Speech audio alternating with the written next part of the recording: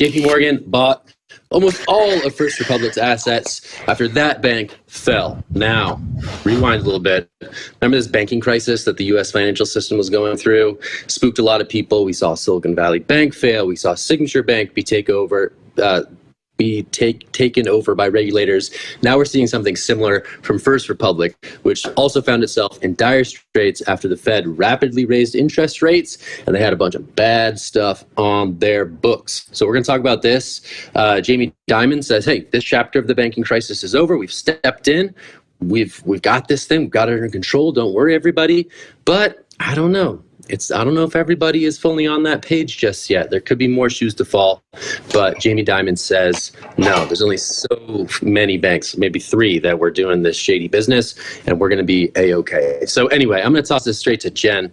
What do you think? Do you think this phase of the banking crisis is indeed over, or do you think more stuff is about to happen?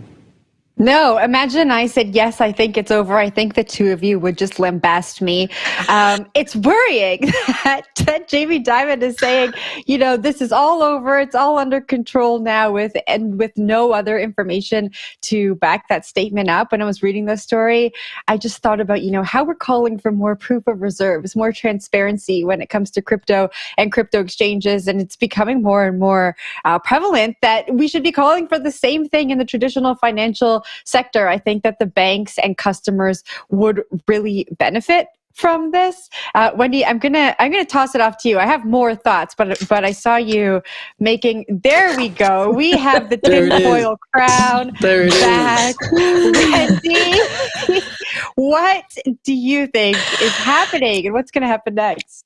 So I actually talked about this very early in the morning. I think I made a TikTok at 5 a.m. or whatever, right when one of my team members sent me the story. So we knew that this bank was probably going to go down. They halted the stock trading for the volatility. But you guys, I thought that traditional investment instruments or services and all that stuff, it's all regulated, it's all safe, there's no risk there, those products are safe.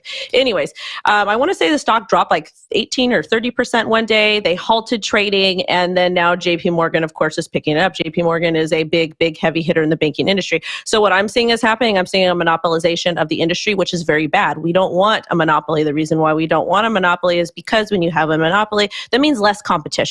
When you have less competition, there's no fight to get your business as a customer because you're forced to go to one complete entity. There's going to be next to zero existing customer service. People are going to continue to have very poor experiences at the banks. And on top of it, we're essentially being forced to put our money into a JPMorgan bank, which maybe somebody doesn't want to use JPMorgan. So that's problematic. Also, again, this isn't a crypto failure. This is a banking failure. And on top of it, I really feel like the banking collapse is not done yet. So shout out to Jen. And I think we're going to see more of this happen. And it's just a push really to just continue to make people scared, incite panic, and push a CBDC to come in. But luckily, we have this thing that was created a little bit over 10 years ago that allows people to actually have access to their hard money 24/7, 365. Does anybody know what that is? Anybody? Bueller? I think it starts with a B. I think it might be Bitcoin. And I think this is a nice little bit of tailwind for the Bitcoin narrative. Bitcoin has been having a good run of late. Things are kind of looking good in the Bitcoin markets. I think a lot of it is, again, people are looking for that flight to safety. Maybe gold isn't your thing. Maybe you have a little bit more risk tolerance. Maybe Bitcoin can be that thing that outlasts the banks in the long run. I do kind of agree with Wendy here, right? This consolidation that we're seeing in the wake of all these collapses is a bit scary, right? The idea that the regulators come in, say, hey, this can't happen any longer. And then, JPMorgan is that first buyer who steps up, swoops up those assets on the cheap and continues on its merry way. That is a bit discouraging. You saw in this story that, other stocks of other sort of regional banks sort of are lower on this news. Markets may be thinking that some other regional banks could be next to follow. And that's something certainly to watch, despite Jamie Dimon trying to ease sort of frayed nerves out there in the markets. I think it is certainly a bit worrying. So I don't know, maybe Bitcoin continues to ride this narrative tailwind and continue to be that flight to safety that some people are certainly treating it as here and now as the banks sort of waver a little bit. I don't know, Jen, last word to you.